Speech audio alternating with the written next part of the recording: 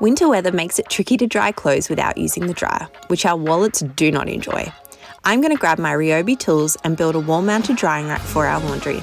Of course, I don't want an eyesore, so it'll be a nice feature using Tasmanian oak. First up, I cut the backing piece to size using the RYOBI 1 Plus circular saw.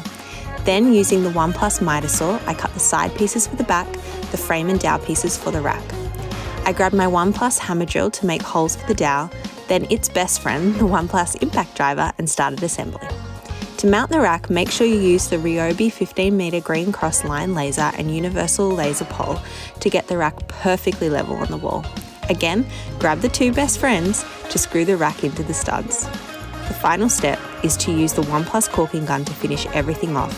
I would recommend cleaning up the mess with the 1 Plus 11-litre wet and dry project vac, which is amazing for projects in small spaces. That's it! How good does it look? A stylish addition to the laundry and another place to dry our clothes when the weather outside is gloomy.